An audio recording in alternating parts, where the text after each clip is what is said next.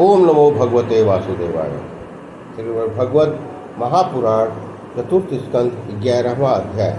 ध्रुव जी को मनु जी का दर्शन और ज्ञान प्राप्ति।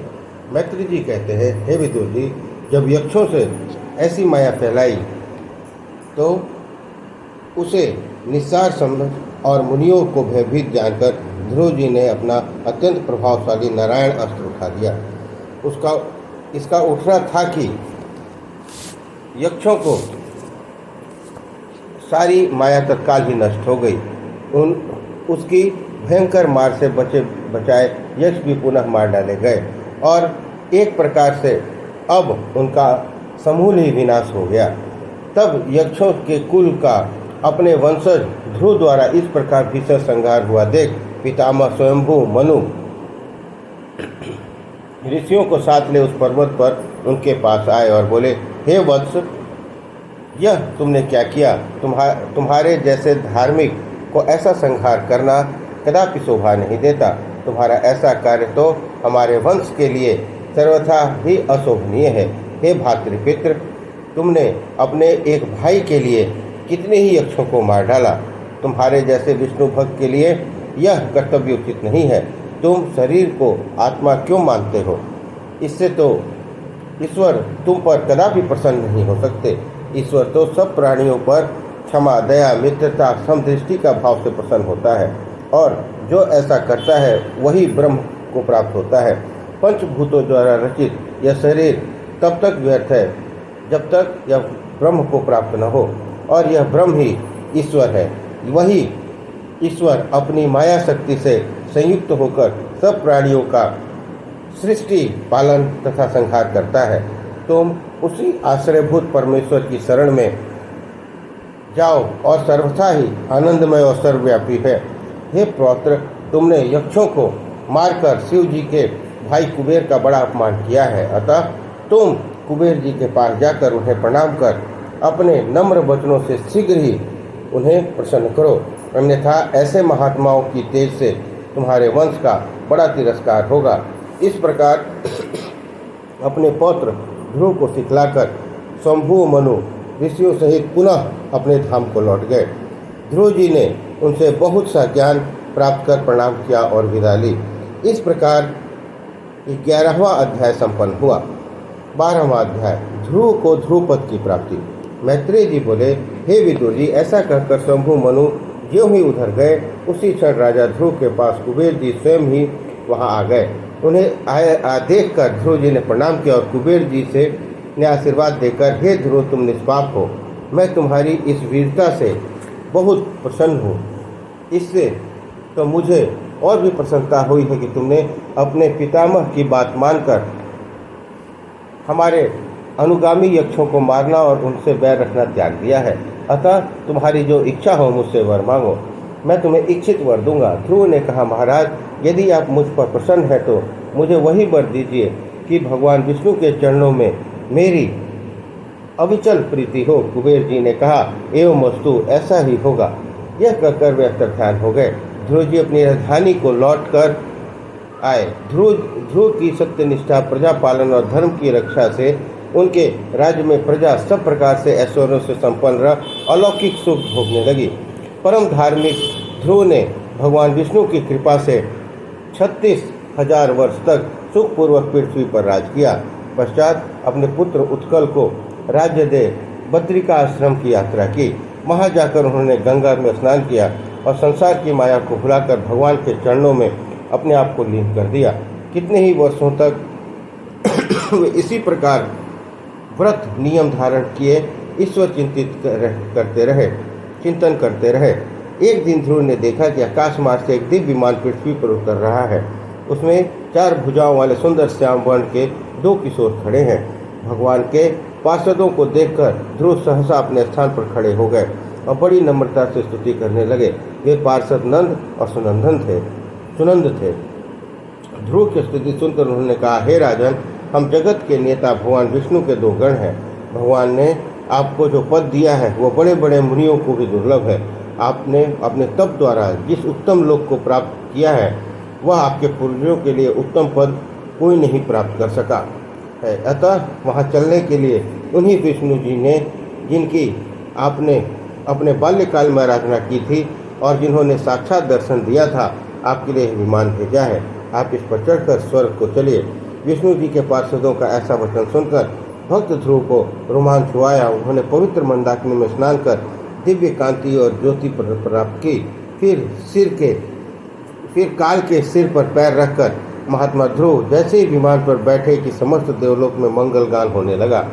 दिवांगनाएं उन पर फूल बरसाने लगी।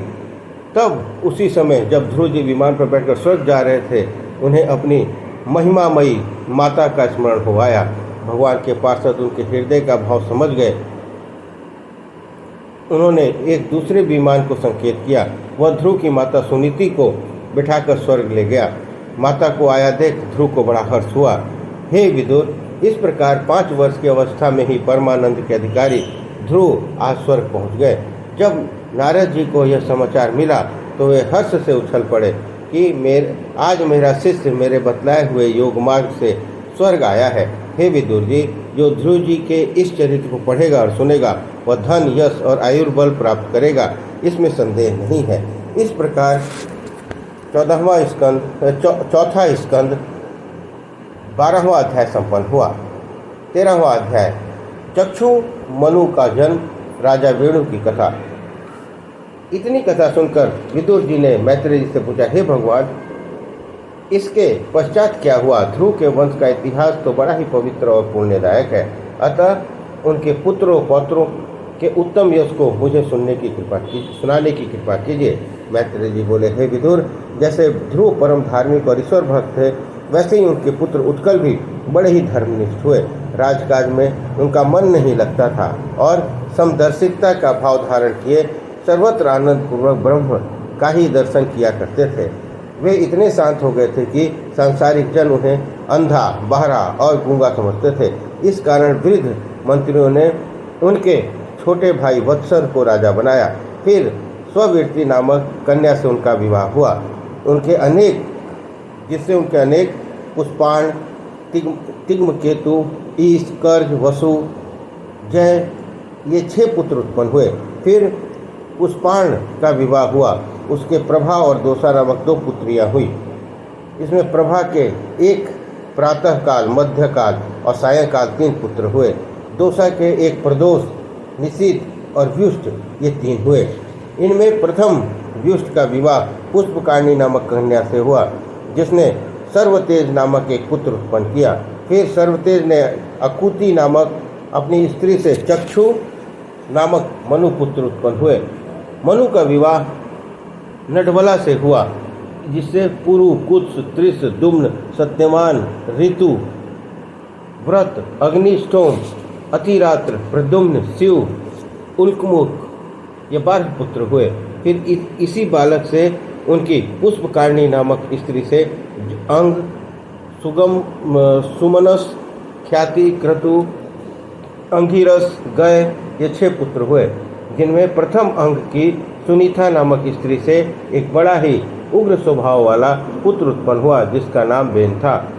इनसे राजा अंग को बड़ा दुख हुआ और जिनसे दुखी होकर उन्होंने वैराग्य ले लिया। वेन दिन रात प्रजा को कष्ट देता और तरह तरह के समूचे राज्य में उपद्रव किया करता था। तब इससे अत्यंत दुखी होकर मुनियों ने इनके शाप से इन्हें मार डाला। तब राजा ने अभाव में प्रजा व्याकुल हो गई, जगह जगह उपद्रव करने लगी।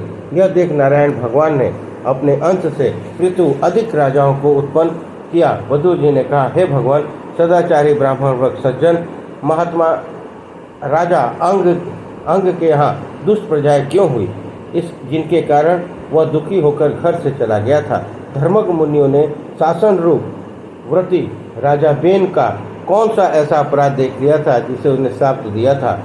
यदि पापी भी राजा हो तो भी प्रजा को उसका अनादर नहीं करना चाहिए, क्योंकि राजा अपने तेज से लोकपालों का तेज धारण करता है।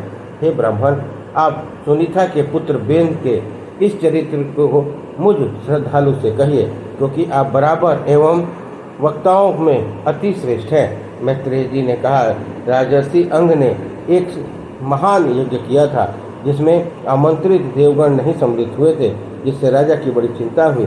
तब दिविजों ने यजमान अंग से कहा, राजन, तुम्हारे हवन के लिए हवि को देवगण नहीं ग्रहण करना चाहते हैं।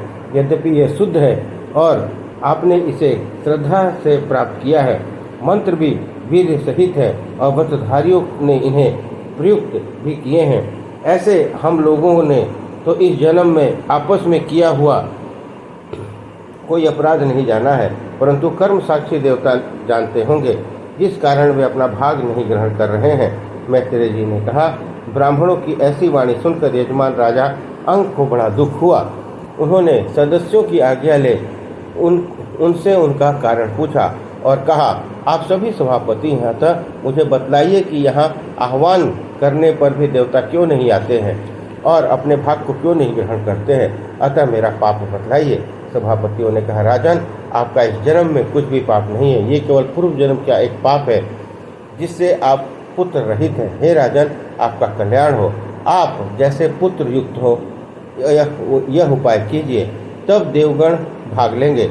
यज्ञ में प्रसन्न होकर भगवान आपको पुत्र देंगे और जब आप पुत्र के लिए भगवान का साक्षात वर्ण करेंगे तो देवगण स्वयं ही आकर अपना अपना भाग ग्रहण करेंगे।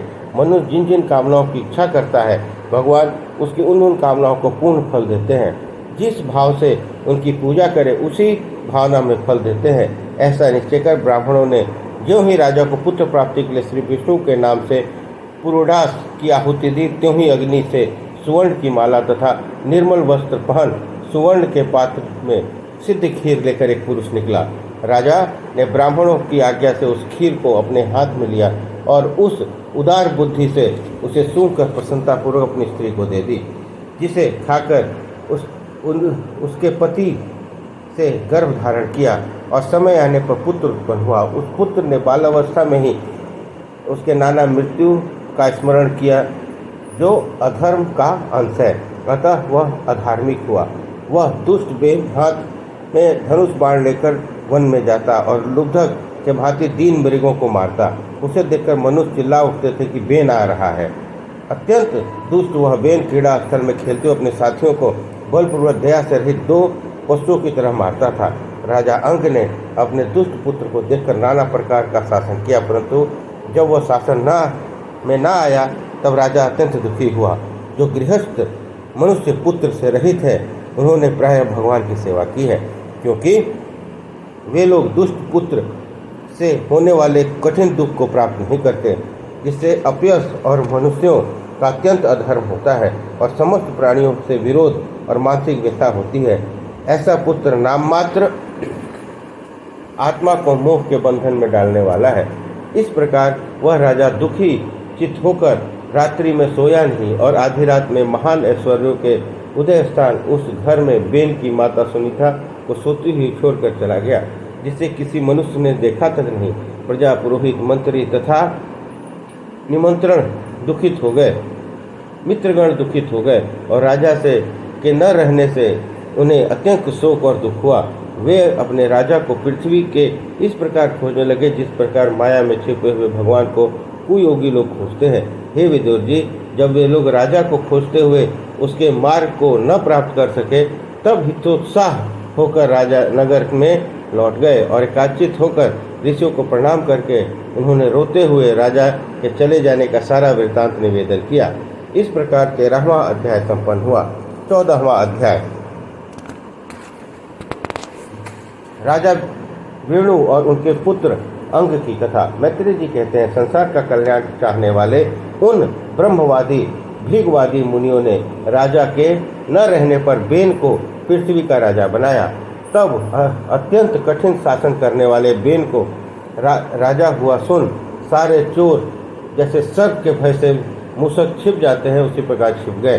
बेन राज सिंहासन पर को पाकर 8 लोकपालों के ऐश्वर्य से उत्संकल हो अपने मुख अपनी प्रशंसा करता हुआ पूज्यों का अनादर करने लगा और अंकुश से रहित मतवाले हाथी की तरह अभिमानी वह रथ में बैठकर पृथ्वी और आकाश को कंपित करता हुआ घूमने लगा और कहने लगा, हे ब्राह्मणों, आप लोग न कहीं यज्ञ करें, न दान दें, न हवन करें। इस प्रकार भेरी शब्द के साथ चारों ओर धर्म करने से रोक दिया। तब मुनि लोग दुष्ट बेन के इस अत्याचार को देख एकत्र होकर संसार के दुख विचार करते हुए कृपापूर्वक ये कहने लगे कि इस समय संसार को राजा और चोर दोनों ओर से, जैसे दोनों ओर से जलती हुई लकड़ी के बीच स्थित चींटी को कष्ट हो, वैसे ही बड़ा संकट प्राप्त हुआ है।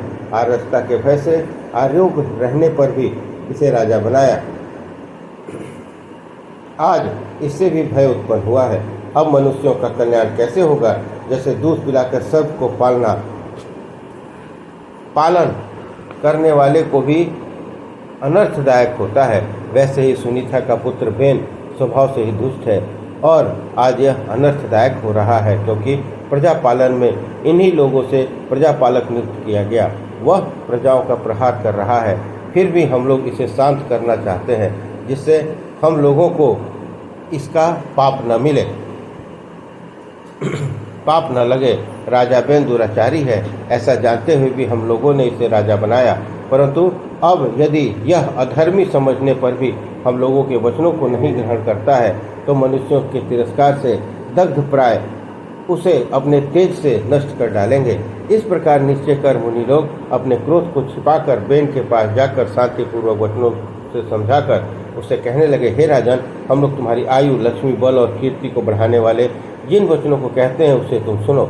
मन, वाणी, शरीर, बुद्धि से किया हुआ धर्म मनुष्यों को शोक से रहित ब्रह्मादि लोकों को देता है, और जो लोग निष्काम होकर कर धर्म करते हैं उन्हें मोक्ष भी प्रदान कर देता है। इसलिए हे वीर, मनुष्यों का कल्याण स्वरूप यह तुम्हारा धर्म नष्ट न हो। जिसके नष्ट होने पर राजा अपने स्वर्ग से गिर जाता है। हे राजन, असत मंत्री और चोरों से प्रजा की रक्षा करता एवं स्वयं पर शासनानुसार कर लेता हुआ राजा इस लोक में सुख प्राप्त करता है और मरने के पश्चात स्वर्ग को प्रसन्नतापूर्वक रहता है। जिस राजा के राष्ट्र तथा नगर में वर्ण और आश्रम के धर्मों से युक्त मनुष्य अपने अपने धर्म से युक्त यज्ञ पुरुष भगवान विष्णु का भजन करते हैं, हे महाभाग, अपने धर्म युक्त शासन में स्थित रहने वाले उस राजन के ऊपर प्राणियों से उत्पन्न करने वाले विश्वात्मा भगवान विष्णु प्रसन्न हो जाते हैं। जगदीश्वर ब्रह्मा और उनके भी ईश्वर उन भगवान के प्रसन्न हो जाने पर मनुष्य को कौन सी वस्तु दुर्लभ है। जिन भगवान को लोकपालों सहित संपूर्ण लोग बड़े आदर के साथ बलि समर्पित करते हैं, उनकी आज्ञा पालन करते हैं। अतः हे राजन, आप अपने कल्याण के लिए संपूर्ण लोगों को उनके पालक देवताओं तथा यज्ञों का निमंत्रण करने वाली वेदत्रयी रूप द्रव्यमय अथवा तपोमय उस भगवान का नाना प्रकार के यज्ञों से भाजन करने वाले अपने देश के निवासी मनुष्यों का अनुसरण करने योग्य हैं। हे वीर, तुम्हारे देश में ब्राह्मणों के द्वारा किए हुए यज्ञ से पूजित भगवान के अंश से होने वाले देवता प्रसन्न होकर तुम्हारे मनोरथ को सिद्ध करेंगे। इससे तुम्हें उनका तिरस्कार करना उचित नहीं है। इस पर बेन ने कहा, अधर्म में धर्म मानने वाले तुम लोग बड़े मूर्ख हो, जो वृत्ति देने वाले मेरे जैसे ईश्वर को छोड़कर दूसरे पति की सेवा करते हो। जो मनुष्य राजरूपी ईश्वर का अनादर करते हैं वे इस लोक में और सर्वलोक में कल्याण का पात्र नहीं रहते।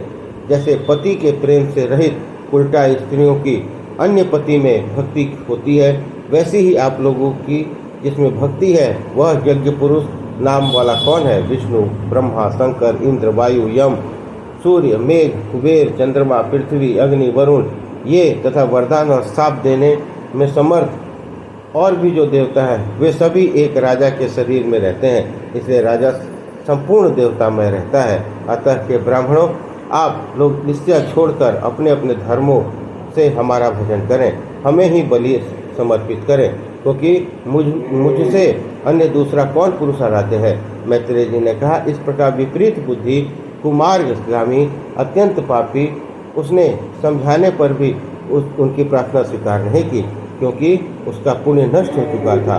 तब अपने को पीड़ित मानने वाले बेन से अपमानित हुए उन ब्राह्मणों ने अपनी श्रेष्ठ प्रार्थना के भग्न हो जाने पर सब उसके ऊपर क्रोध करते हुए बोले, स्वभाव से ही कठोर इन पापी को मार डालो। यदि यह जीवित रहा तो सारा संसार नष्ट करेगा। निर्लज दुराचारी यह यज्ञ प्रवर्तक और रक्षक भगवान विष्णु की निंदा करता है, अतः यह श्रेष्ठ राज सिंहासन के योग्य नहीं है। जिस भगवान की कृपा से ऐसे राज्य रूप ऐश्वर्य को इसने प्राप्त किया है, उन भगवान की इस पापी बेन को छोड़ और दूसरा कौन निंदा करेगा। इस प्रकार उसे मारने का निश्चय कर ऋषिगण अपने छिपे हुए क्रोध को प्रकट करते हुए पहले ही भगवान की निंदा करते से यज्ञ प्राय उस बेन को अपने को हुंकारों से मार डाला। तदंतर मुनियों के अपने अपने आश्रम में चले जाने पर उसका शोक करने वाली सुनीता ने अपने पुत्रों के इस शरीर को विद्या योग से रक्षा की। एक समय वे मुनिगण सरस्वती नदी के जल में स्नान कर अपना तथा अग्नि में हवन करके उसी नदी के तट पर बैठे हुए भगवान विष्णु की कथा कहने लगे। एक समय मनुष्यों को भय देने वाले बड़े बड़े उत्पातों को देख कर कहने लगे कि कहीं इस अनाथ पृथ्वी का चारों ओर अकल्याण तो न होगा। इस प्रकार ऋषिगण विचार कर ही रहे थे कि मनुष्यों का धन लूटकर इधर उधर भागते हुए चोरों के कारण जो चारों ओर से धूलि उड़ने लगी थी, उस समय राजा के अभाव से मनुष्यों का धन चुराने वाले और परस्पर एक दूसरे को मारने की इच्छा करने वाले उन मनुष्यों के उपद्रव को जानकर एवं चोर प्रायः राज्य और शक्ति रहित देश को देखकर उन्हें रोकने का सामर्थ्य करने रहने पर भी रोक देने में दोष देखकर ऋषियों ने उन्हें नहीं रोका।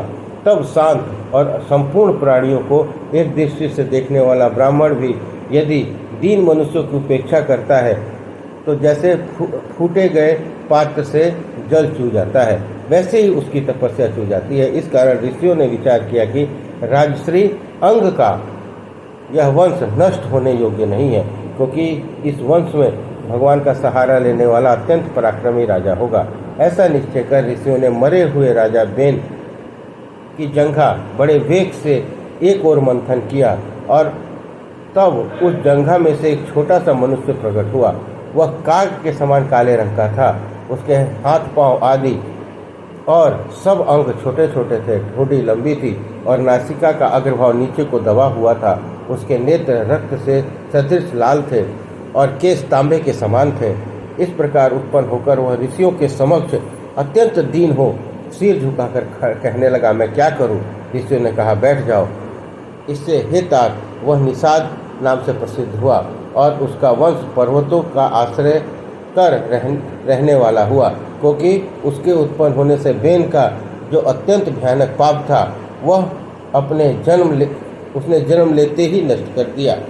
इस प्रकार 14वां अध्याय संपन्न हुआ। 15वां अध्याय राजा पृथु की उत्पत्ति और उनका राज्याभिषेक। मैत्रेय जी बोले, हे विदुर, उसके पश्चात उन ब्राह्मण ऋषियों ने फिर राजा बेन की भुजाओं का मंथन किया। उससे एक पुत्र हुआ और एक कन्या उत्पन्न हुई। पुत्र ने भगवान विष्णु का और कन्या ने लक्ष्मी का अंश था। पुत्र का नाम पृथु और कन्या का नाम अर्ची पड़ा। समय आने पर इसी देवी ने, जो पूर्व में विष्णु की योगिनी थी, पृथु के पति भाव में स्वीकार किया। पृथु के प्रकट होने पर ऋषियों और ब्राह्मणों को बड़ा हर्ष किया और देवताओं ने आकाश में नगाड़े बजाए। स्वयं ब्रह्मा जी भी स्वर्ग से उतर कर वहाँ आए, क्योंकि वह बालक शंख चक्र आदि चिन्हों से युक्त श्री विष्णु जी का अंश था। ब्रह्मा जी की आज्ञा से ऋषियों ने इसी पृथु को आस समुद्रांत पृथ्वी का राजा बनाया। नदियों, पर्वतों, समुद्रों, वृक्षों, पक्षियों, गौों, मृगों, आकाश तथा पृथ्वी आदि सबने एक से एक बढ़कर इसे अपने उपहार भेंट किए। ब्रह्मा जी वेदमयी कवच, सरस्वती उत्तम हार, विष्णु जी सुदर्शन चक्र और उनकी स्त्री लक्ष्मीपति अचल संपदा लाई। इंद्र ने उत्तम किरीट, यम ने दंड, धर्म से यशमयी माला, वायु ने 2 उत्तम व्यंजन, वरुण ने छत्र, कुबेर ने सिंहासन, रुद्र ने तलवार, पार्वती ने ढाल, चंद्रमा ने घोड़ा, ब्रह्मा जी ने सुंदर रथ, अग्नि ने अजगव धनुष, सूर्य की किरणों सा बाण, पृथ्वी ने योग में खड़ाऊ, स्वर्ग ने नवीन माला, समुद्र ने उत्तम शंख तथा पर्वतों और नदियों ने सर्वत्र गमन करने के लिए मार्ग दिया। बड़ी धूमधाम से पृथु का राज्याभिषेक हुआ। चारों ओर हर्ष छा गया। तब बंदी जनों की स्तुति सुनने के बाद बालक राजा पृथु ने कहा, यह सब तो ठीक है, परंतु संसार में प्रशंसा क्यों केवल एक विष्णु जी ही हैं। मुझ जैसे तुच्छ मनुष्य की प्रशंसा कैसी? फिर मैंने अभी आपकी कोई सेवा भी नहीं की, अतः आप लोग मुझ बालक का उपहास न करें। इस प्रकार श्रीमद् भागवत महापुराण चौथा स्कंद 15वां अध्याय संपन्न हुआ। बोलिए कृष्ण भगवान की जय।